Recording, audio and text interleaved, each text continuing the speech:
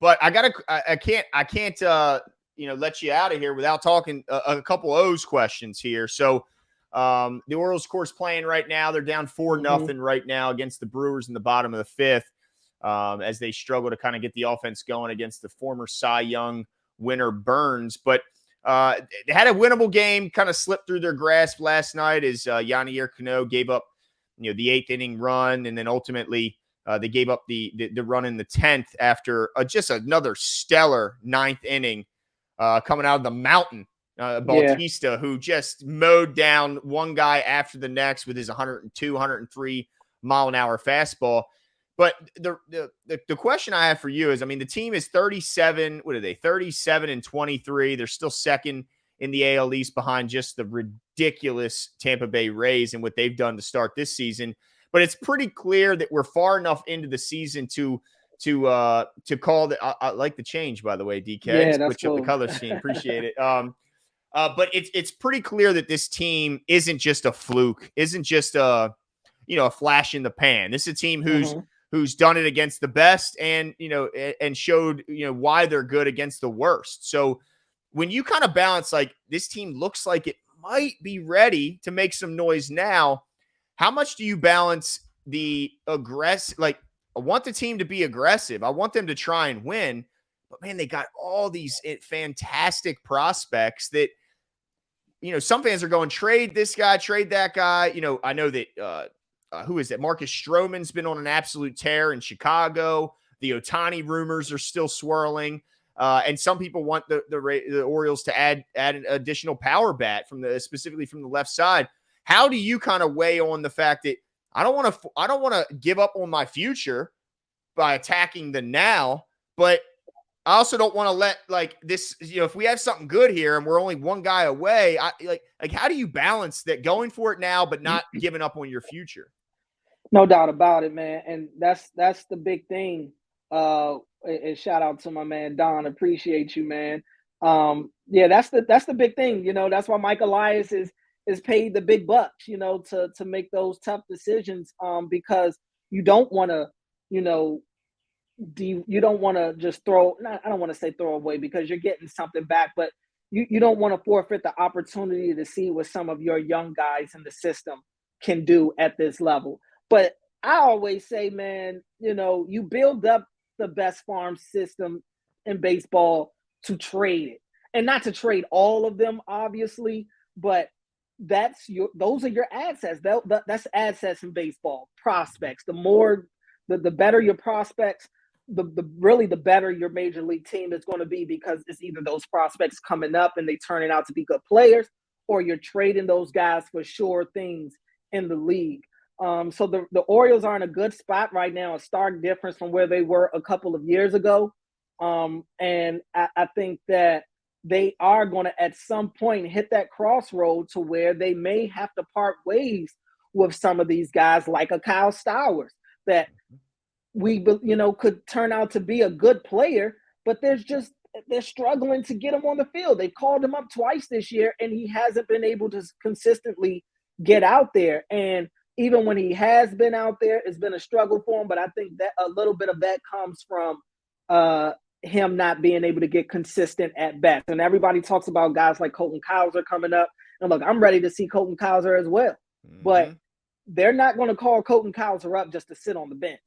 They've got to make sure that if he does come up, that there's going to be a spot for him to, if not play every day, close to it. It can't be a one to two appearances a week. That's not a good way for these young guys to get in rhythm. And I think that you ruin their confidence a little bit when you're indecisive on how you're going to use them. So I am curious to see what the Orioles decide to do as we get closer and closer to the trade deadline. Obviously, there are needs on this team, starting with the pitching.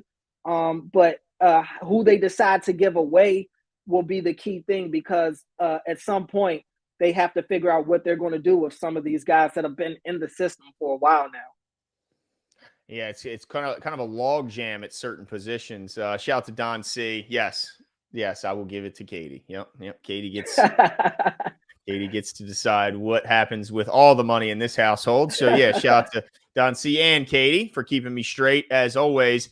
Now, because I'm like, man, what I don't want to see is them make a trade, give up on a prospect to get, even if it ends up being a quality return, and then see that prospect go on to stardom elsewhere. Because, we've already seen it to some degree with some guys. I look at Kevin Gausman. I think he had 14 strikeouts a couple nights ago, or maybe even last night. I mean, this every time I see him, I feel like beating my head against the wall, because I mean, the Gas Man I was hype on, and then he, all of a sudden peters out and then finds success elsewhere.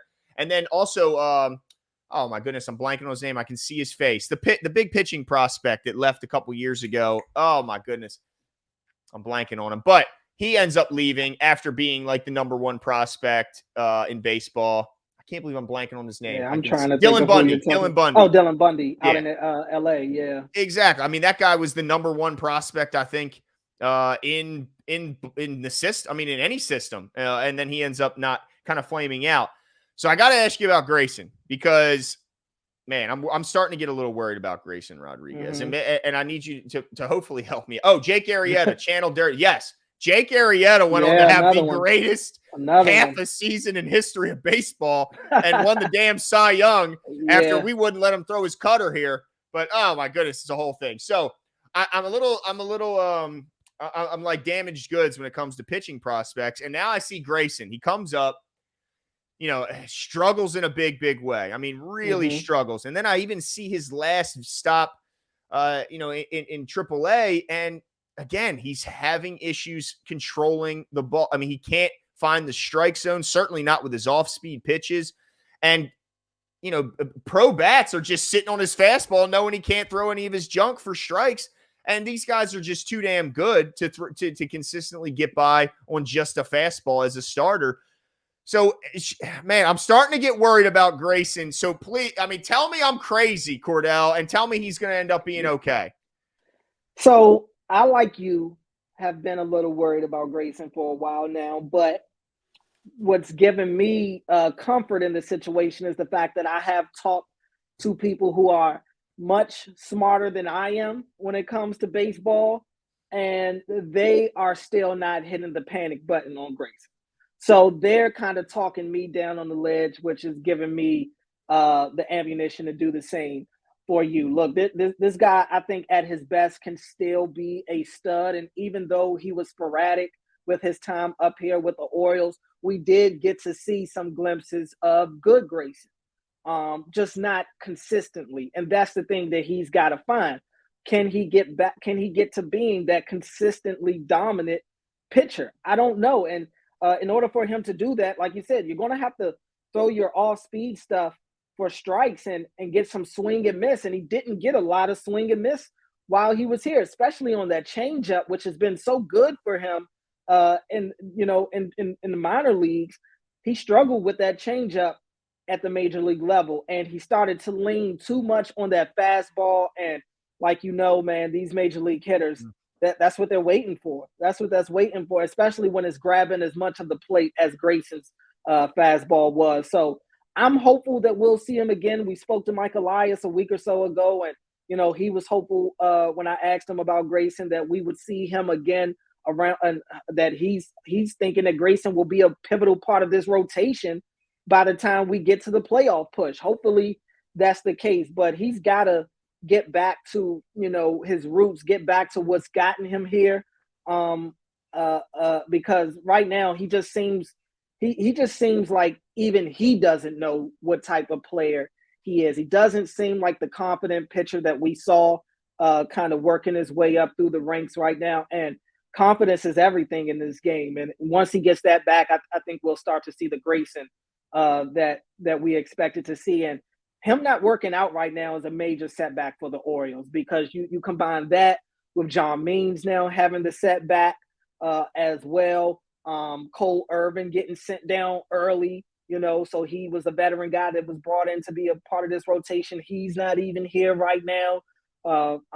Bradish hasn't necessarily been great this year. So, starting pitching is still the number one need on this Orioles team right now. Yeah, because as good as this bullpen's been, Cordell, if you keep asking too much of them, eventually that strength, could turn into a weakness. And I just hate to say, I think Baker kind of fell in that category early on where they just overused the heck out of him. And he went from, being phenomenal to really struggling. We saw the dip in his miles per hour on his fastball. And it's like, you can't just keep running these arms out here in the bullpen and expect the performance to not dip. So I really hope that we don't see that happen with Cano or with Bautista. And that maybe when some of these arms that were supposed to be on their way up, if they can finally get up here, like Tate, and if Givens can get his stuff together, man, it's kind of crazy. But I tell you, one thing that's been an absolute blessing for the O's. I mean, when Mullins went down, I think there was a lot of fans. I mean, I know a lot of fans were like, "Oh, here we go. This is the start, and it's going to be Mullins, and it's going to be that." And we're going to fall apart. It was all woe is me. The team, the season's over when they thought it was going to be a couple months. And then they go out and get Hicks, who was just conveniently released by the Yankees. And this guy has been phenomenal. I mean, yesterday he has the 2-run shot, but really he should have had 2 more hits if they weren't fantastic defensive plays, which would have broke that game open. But credit to the Brewers for making 2 fantastic plays. I mean, since he's been here, he's hitting 400. Obviously, he fills in the defensive position in center field, fantastic. Maybe not quite to the level of Cedric Mullins the way he was playing, but certainly is not a slouch in center field. I mean, how much of a godsend has a guy like Aaron Hicks been since he's been here? He's been great. He's been great. And I don't think anybody had high expectations for Aaron Hicks when he got here. And I don't necessarily believe anybody has high expectations for him right now. We're all just kind of riding this wave to see, how long this lasts, how long this goes. But, I think Aaron Hicks right now is perfect for what they need.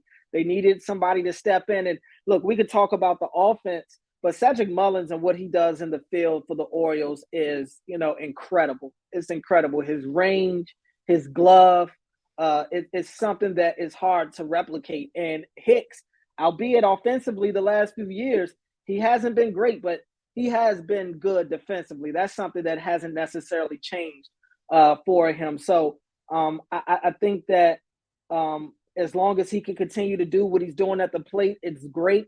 And I think it says something for the Orioles to be able to continue to win games without Cedric Mullins, who I think is right now still, I know Adley is Adley, but, Mullins for me is the guy. He's still the man on this team. And for them to continue to kind of keep pace without him so far lets you know how deep this team is, especially when they're at their best.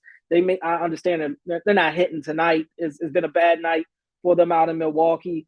But I think that this Orioles team, they have guys on this team all throughout the lineup that on any given night, they can show up. And I mean, we just saw Josh Lester the other day come through with the big hit, getting his first hit in Major League play. And you just never know who the guy is going to be for the Orioles on any given night. That's what I like the most about this team. You look at Austin Hayes, who's still batting over 300 right now in the season. And, he's a guy coming into the year. Nobody expected that. We talk about Adley, we talk about Mullins, we can talk about Santander, but how about Ryan O'Hearn? Ryan O'Hearn, Adam Frazier, who was an underrated signing in the offseason. I mean, they have guys that have been able to kind of step up all year to this point. Yeah, it's nice having that deep farm system that you can just go grab a quality player, bring him up. And to this point, they've been playing. I don't think anyone could have predicted what Ryan O'Hearn has done since he's been up. I mean, the power he's brought has been phenomenal. But yeah, I mean, I think right now, I look at this team and I don't care what anyone says. They're ready to compete. I get that their rotation isn't where you'd think it would be, but look around the major leagues and you look at, I mean, it's hard out there to have a quality rotation top to bottom. I mean, you look at the Rangers, they just lose DeGrom. Yep. I mean, what's to say that in 2 months that there's not more attrition? This is a game where sure the injury rate isn't like it is in the pro or in the NFL, but there's no saying, no telling that in 2 months that the Orioles pitching staff isn't quite as far behind those top teams once we kind of get closer to playoff time. Yesterday does not matter. You're looking forward to today. I'm looking forward to being a Raven. What are they getting? Everything out of me. They're going to get a Super Bowl out of me. Believe that.